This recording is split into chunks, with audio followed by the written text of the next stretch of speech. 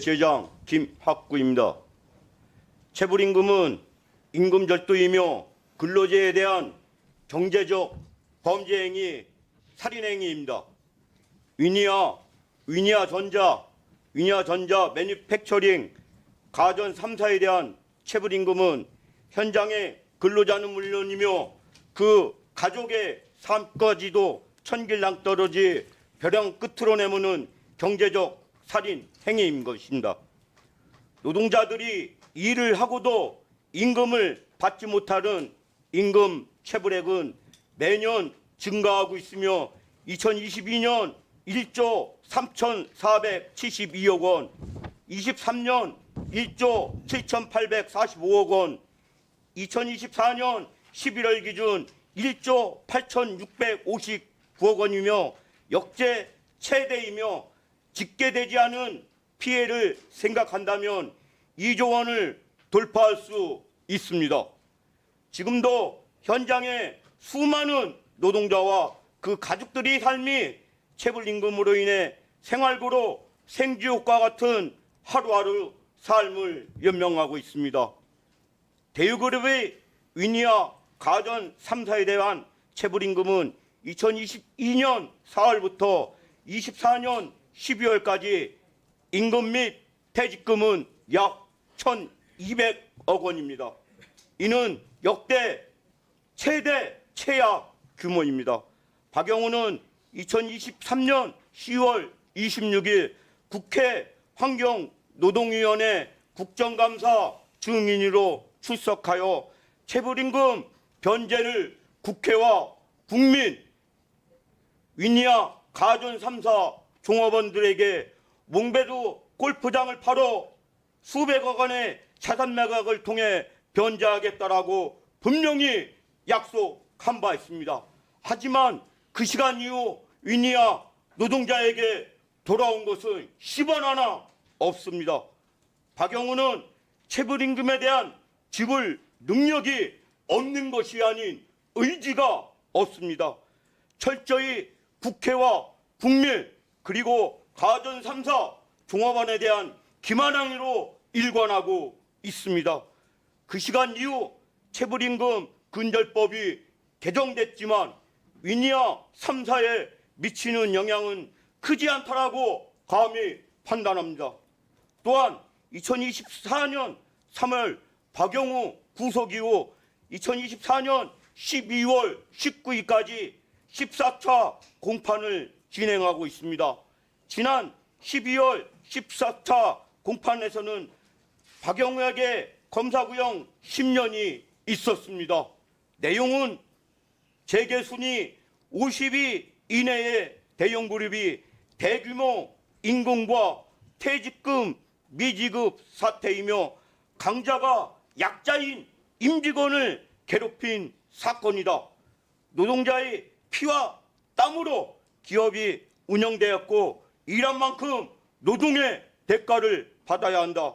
임금지급 자금운용 박영우의 사용자성이 인정되라고 라는 내용입니다. 하지만 박영우는 구속 이후 지병을 핑계로 병 보석을 줄곧 신청해 요구하고 있습니다. 체불임금의 고통은 너무나 큽니다. 한 집안의 가장의 역할은 없습니다.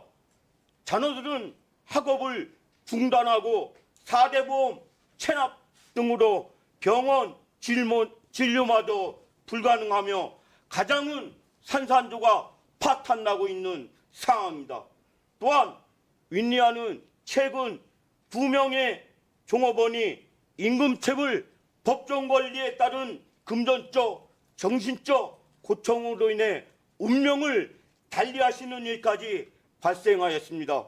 이렇듯 체불임금에 따른 고통은 하루하루가 생지옥입니다.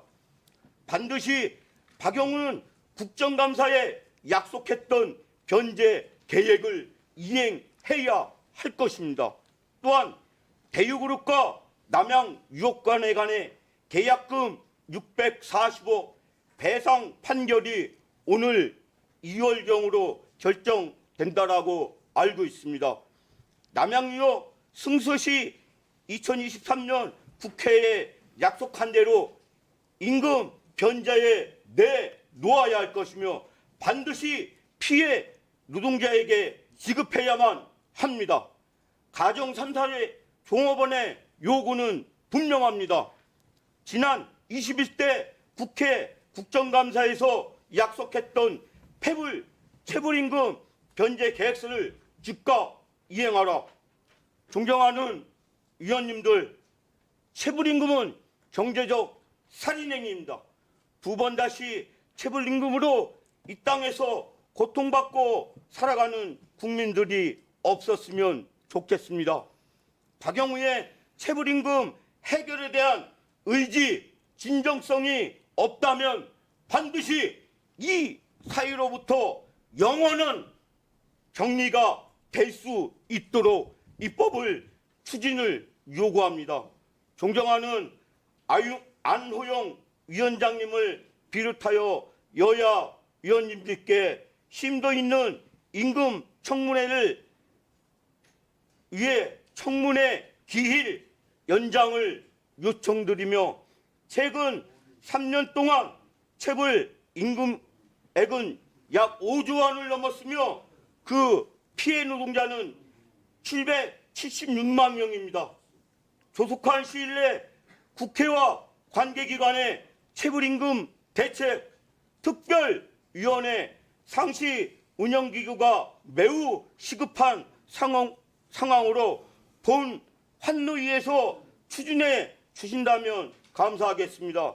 이 청문회 마련을 위해 노력해 주신 모든 분들께 가전 3사 피해 노동자들을 대신하여 감사드립니다. 끝까지 청취해 주셔서 고맙습니다. 이상입니다. 네, 수고하셨습니다. 노동부 정책실장님. 예, 노동정책실장입니다.